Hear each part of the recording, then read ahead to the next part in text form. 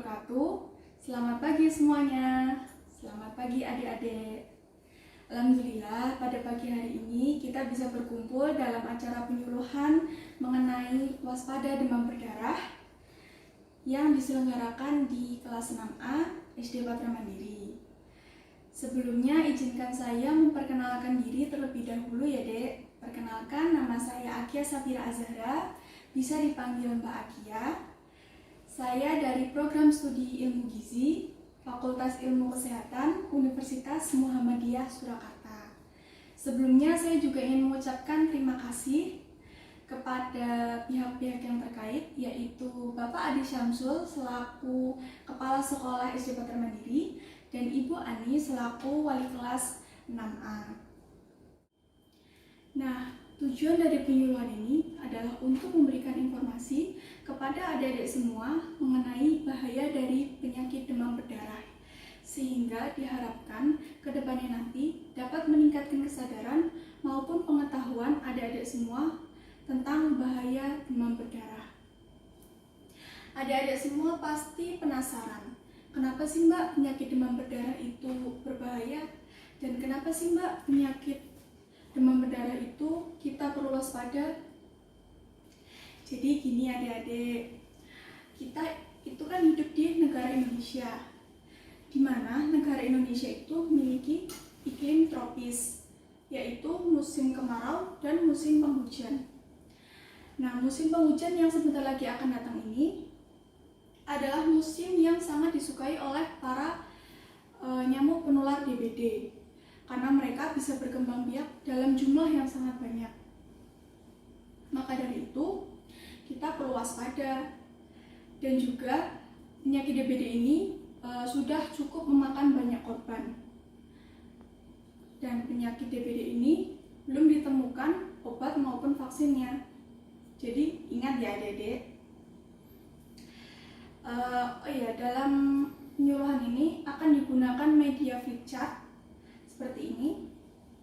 Nah, media flipchart ini berisi informasi-informasi mengenai apa itu DBD, kemudian cara penularan penyakit DBD, kemudian tanda dan gejala penyakit DBD, kemudian fase demam, kemudian cara pencegahan dan pemberantasan penyakit DBD. Nah, materi-materi ini semua penting bagi kita semua karena dapat memberikan pengetahuan yang lebih mengenai bahaya dari demam berdarah dan bisa memberikan kita pengetahuan tentang apa saja sih yang perlu kita lakukan untuk mencegah dan memberantas penyakit demam berdarah. Oke, kita langsung masuk ke materi ini adik-adik. Nah, adik-adik bisa lihat gambar di sini. Di sini ada gambar anak kecil sedang sakit dan ada gambar nyamuk. Sebelumnya, apakah adik-adik ada yang tahu demam berdarah itu apa? Ayo, udah pada tahu belum? Belum. Oh, belum tahu. Jadi gini adik-adik, demam berdarah itu adalah penyakit infeksi yang disebabkan oleh virus dengue dan ditularkan melalui nyamuk Aedes aegypti dan Aedes albopictus. Nah, virus ini itu bisa menyerang mulai dari bayi, anak-anak, hingga orang dewasa. Nah, sekarang lanjut ke penularan penyakit DBD. Adik-adik bisa lihat di sini.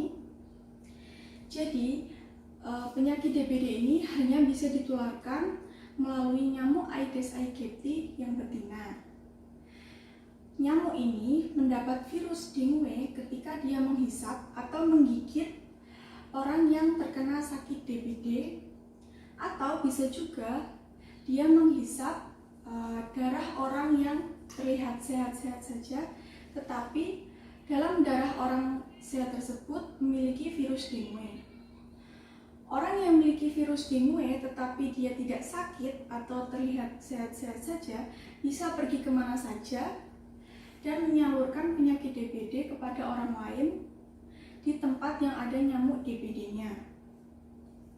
Nah, virus yang terhisap oleh nyamuk Aedes aegypti ini akan menyebar dan berkembang biak di seluruh tubuh nyamuk tersebut.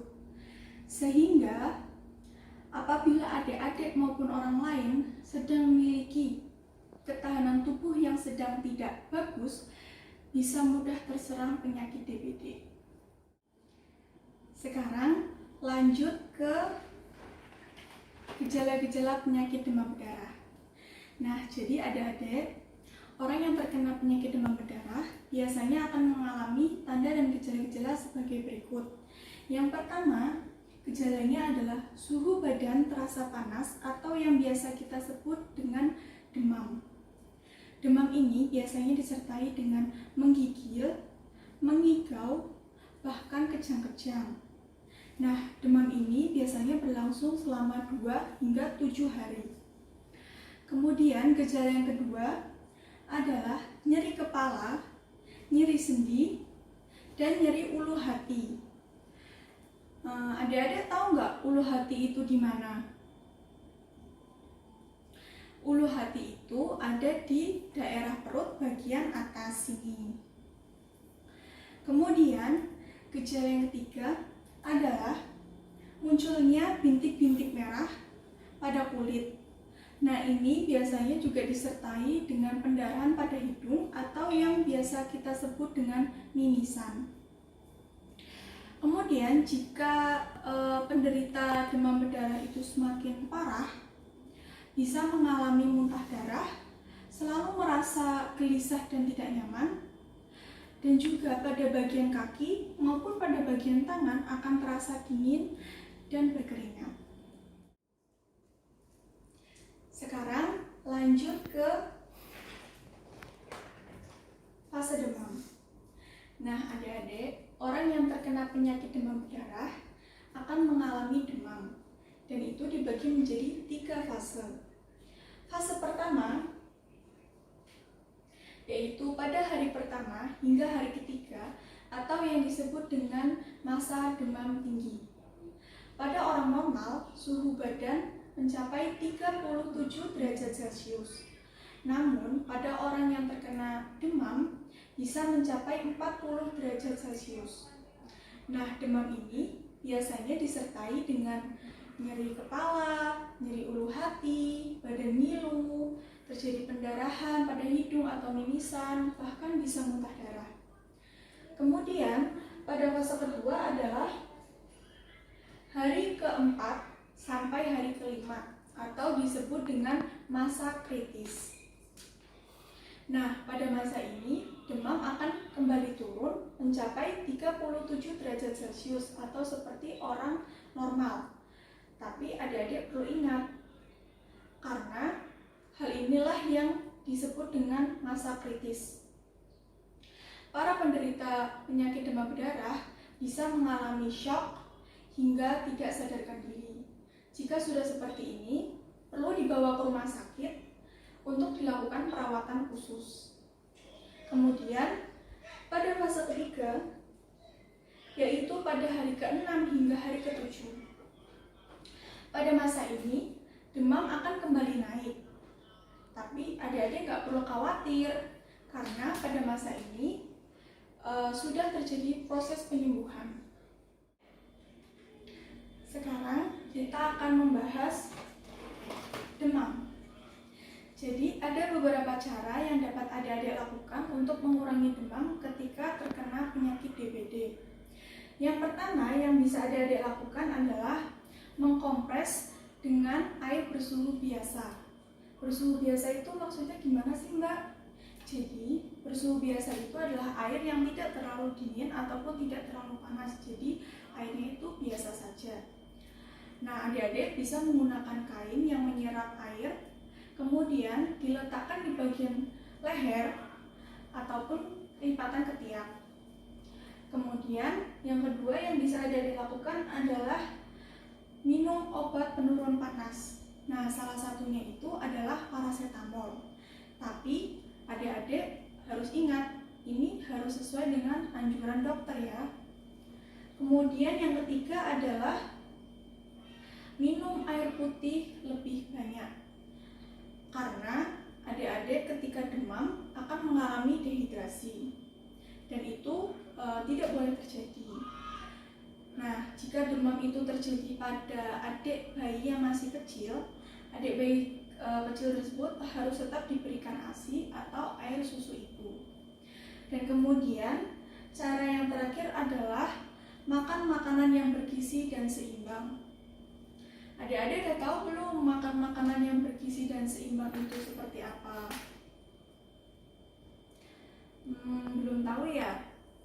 Jadi makan makanan yang bergizi dan seimbang itu adalah ketika dalam satu piring itu mencakup 5 jenis bahan makanan.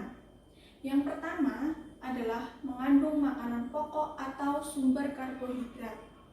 Nah, ini contohnya ada nasi, kemudian kentang, kemudian roti, kemudian ubi, mie, dan bahan makanan lainnya. Kemudian dalam satu piring juga harus mencakup lauk hewani. Lauk hewani ini contohnya ada telur, ayam, daging sapi, sosis, bakso, dan bahan makanan lainnya. Dan ada lauk nabati. Lauk nabati ini contohnya apa, Mbak? Contohnya ada tahu, tempe, kacang-kacangan seperti kacang tanah, kacang merah, kacang kedelai. Dan yang keempat adalah mencakup sayuran. Di sini siapa ayo yang nggak suka sayuran? Harus tetap makan sayuran ya, Dek, karena sayuran itu sangat baik bagi tubuh kita. Sayuran-sayuran ini kan ada banyak macamnya, seperti bayam, wortel, tomat, buncis, kemudian kangkung, dan yang lain. Kemudian yang terakhir adalah harus makan buah. Buah di sini harus tetap dimakan ya, Dek, karena buah mengandung banyak vitamin. Adik-adik bisa makan buah-buahan yang adik suka, misalnya semangka, stroberi, kemudian apel, pisang, dan lainnya. Perlu diingat-ingat juga ya adik-adik, untuk menjaga imunitas atau ketahanan tubuh adik-adik tetap kuat dan bisa melawan virus-virus jahat, adik-adik harus menerapkan makanan bergizi dan seimbang tadi secara teratur. Secara teraturnya ini mencakup makan pagi, snack pagi, atau selingan, yaitu adik-adik bisa makan jajan-jajanan, kemudian makan siang, snack siang, makan malam, dan snack malam. Jadi totalnya ada 6 kali makan. Nah, jika adik-adik sudah menerapkan 4 cara tadi, tapi demam adik masih belum turun atau tidak kunjung sembuh, adik-adik bisa langsung segera ke rumah sakit atau pergi ke layanan kesehatan terdekat dari sekitar rumah adik. Sekarang lanjut ke tempat-tempat yang disukai nyamuk DBD.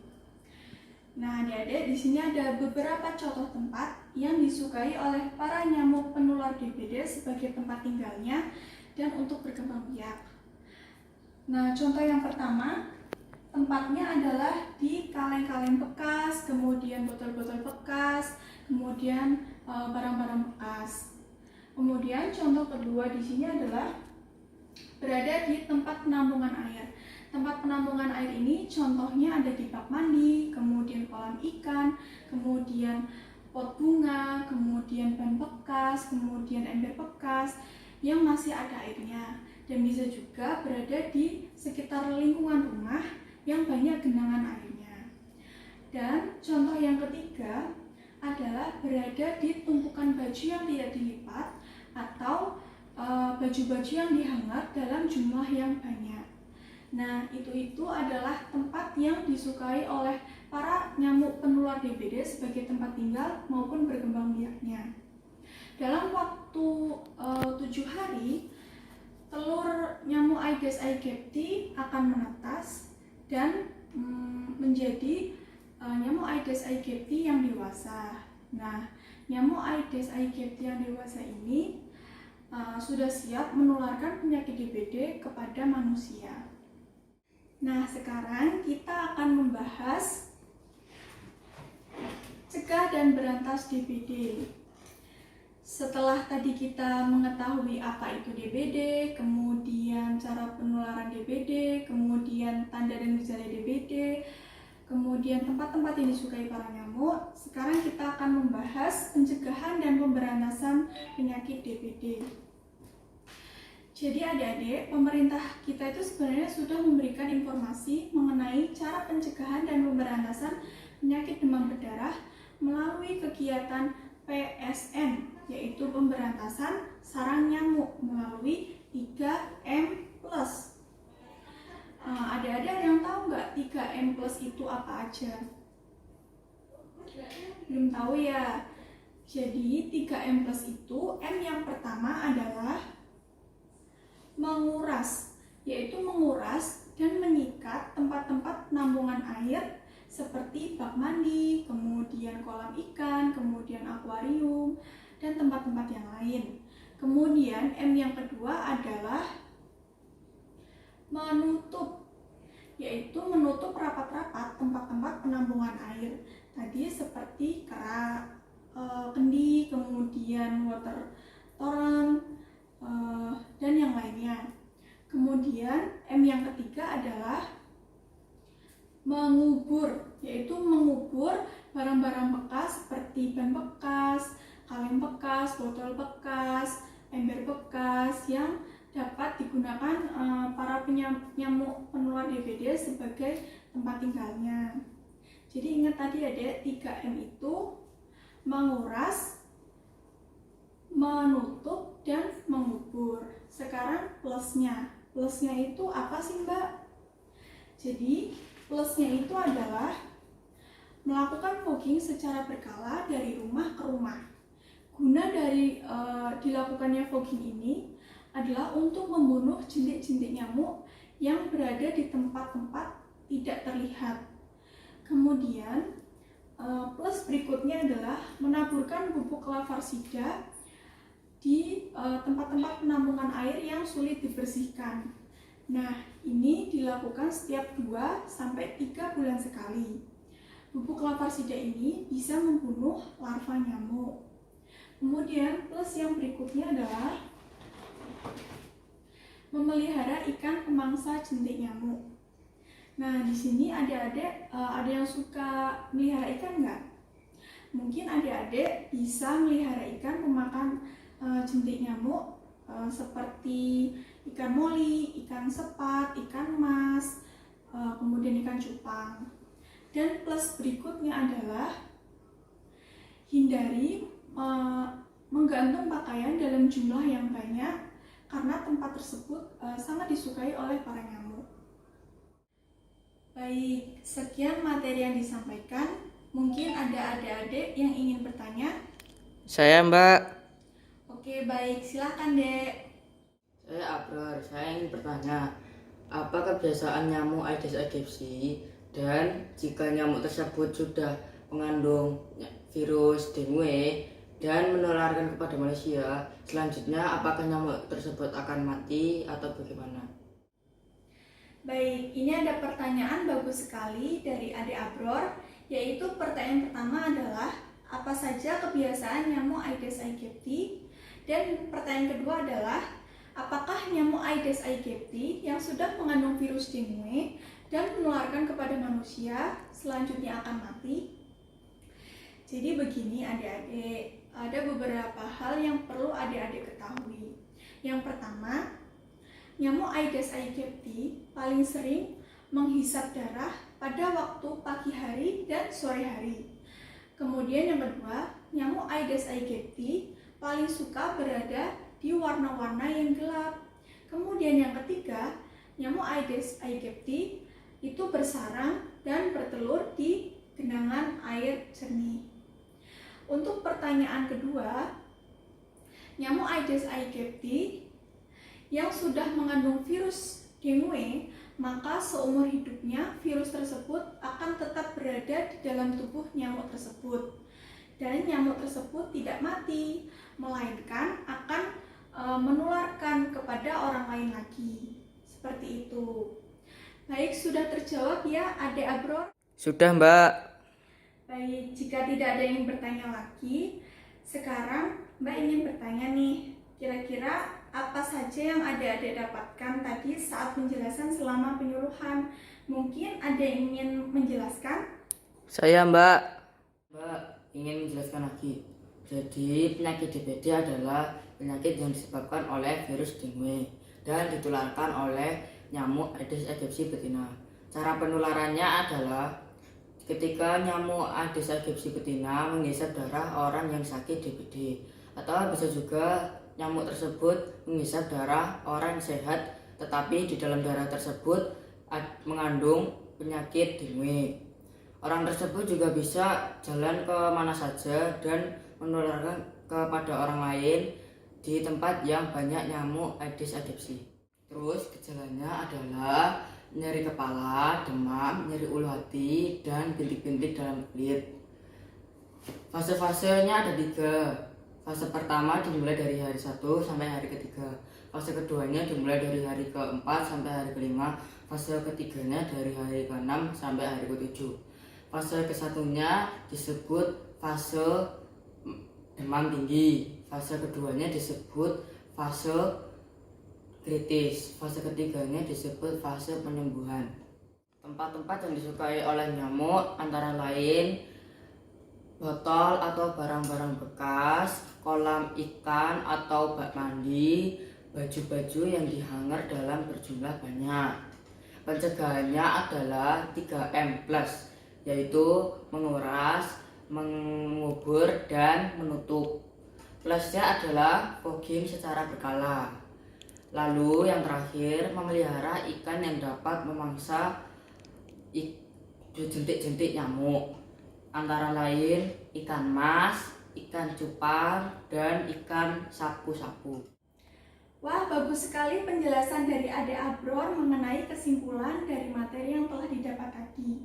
Mulai dari pengertian DBD, kemudian cara penularannya, kemudian tanda dan gejala, kemudian fase demam, kemudian tempat-tempat yang disukai oleh para nyamuk, dan pencegahan maupun pemberantasan penyakit DBD. Sebelum saya menutup perjumpaan pada pagi hari ini, saya ingin mengucapkan terima kasih kepada adik-adik semua dan ibu guru yang telah berpartisipasi dalam acara penyuluhan tentang DBD ini.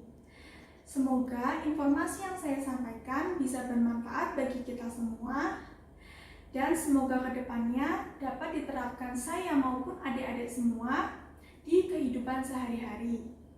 Sekian dari saya, kurang lebihnya mohon maaf. Wassalamualaikum warahmatullahi wabarakatuh.